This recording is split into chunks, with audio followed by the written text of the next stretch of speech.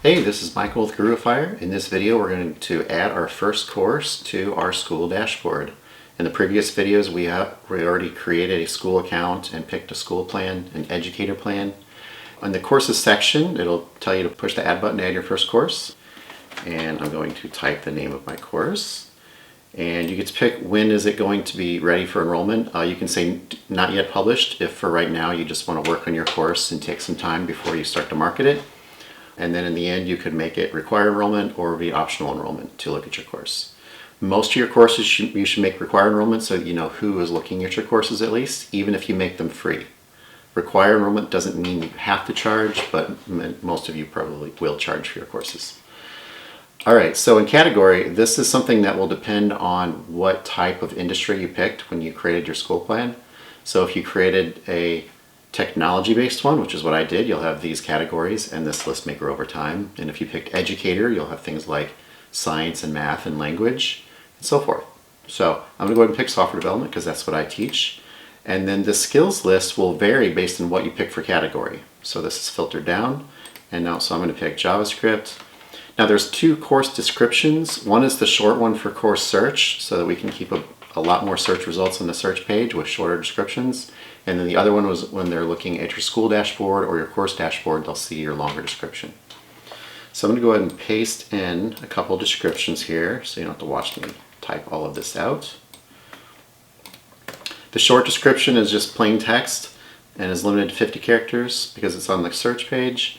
And then the course description that's longer, you can put some formatting characters in it called Markdown, and things like 2 hash symbols at the front will make a heading, and stars at the beginning of the lines will make bullet points within the list.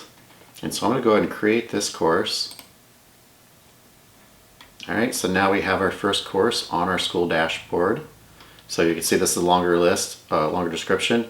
Notice this part is a darker text. That's because I put 2 hash symbols in front of that line, so that makes that a title within this course description, but it will be smaller than the course title. So we've controlled the sizing on that. And then here's the bullet points. So it kind of wraps nicely there. Now we don't have a banner here yet. We can do that. And on this page, we've got our office hours and more for the school level, but we can go view on the course and to see the course dashboard.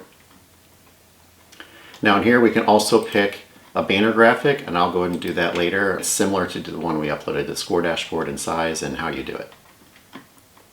Now another thing you're going to want to do, if you want your course to actually appear in course search and for people to be able to enroll in your course, you need to add a price option to that. So the first thing in here is a price option. You can add as many price options as you want. Maybe you have an upfront model and you got a month-to-month model, or maybe you got one that they're just paying for course content and another one where they're paying for the course content and in-person lecturing. So you can structure your price options however you want, include whatever you want in different price options. And the delivery of anything in person is obviously on you, not on GuruFyre, but the delivery of the course content, GuruFyre does host that for all of your students. So I'm going to create one that's called Content Only. And the delivery type is just reference material, or you could do study guide material. There's no prerequisite, it's virtual, and open enrollment starting now. The upfront payment, I'm going to make $99 for my course. And then I'm not going to have any monthly payments, so I'm just going to leave it at that. There we go. So I have a content only price. Now what if I want to have one that also includes classroom times? I'll go ahead and add another one and say classroom bundle, but you can call it whatever you want. And in this one, I'm going to call it online mentoring, or you could do online lecture. It depends on what kind of format you're going to do.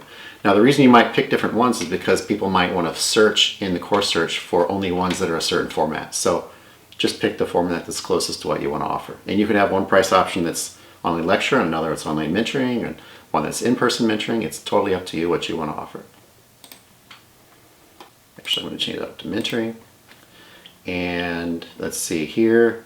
Course duration is going to be a trimester, or actually I'm going to make it monthly, and it's going to be for 4 months.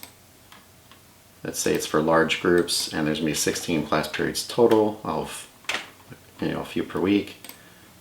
It is going to start any time that they want to start, and it'll just, in this particular course, they'll just get to stay in for 16 weeks, but we're going to be going on continuously. let's see. Alrighty. And we're going to include, let's say, Mondays and Thursdays for our online mentoring times. And when you pick a day, it adds a section below so you can pick what time you meet. And here I'm just going to go ahead and say 9 a.m. to 11 a.m. And Thursday I'm going to pick the same times.